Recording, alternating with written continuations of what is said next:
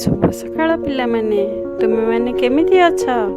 ଆଜି ଆମେ ଦ୍ୱିତୀୟ ଶ୍ରେଣୀ ହସ ଖୁସି ବହିର ଏକ କବିତା ଆବୃତ୍ତି କରିବା। କବିତାର ନାମ ହେଲା ଏକତାର ବଳ। ପିମ୍ପୁଡ଼ିକ ଦିନେ ବସିଲା ସଭା, ବିଚାରିଲେ ଆଖୁ ଚାଷ କରିବା। ଯତନେ କିଆରି ତିଆରି କଲେ, ବାଛି ବାଛି ଚାରା ଲଗାଇ ଦେଲେ।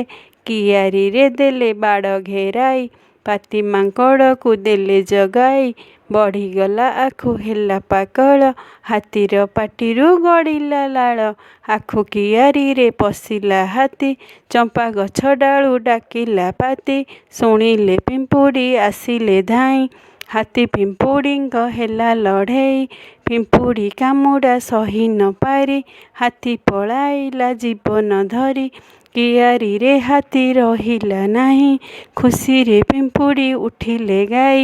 ହାତୀ ଖାଇଯିବ ଆମ ସମ୍ପତ୍ତି, ଛାଡ଼ିଦେବୁ ଆମେ ପିମ୍ପୁଡ଼ି ଜାତି। ପିଲାମାନେ କେମିତି ଲାଗିଲା? ନିଶ୍ଚୟ ଭଲ ଲାଗିଥିବ।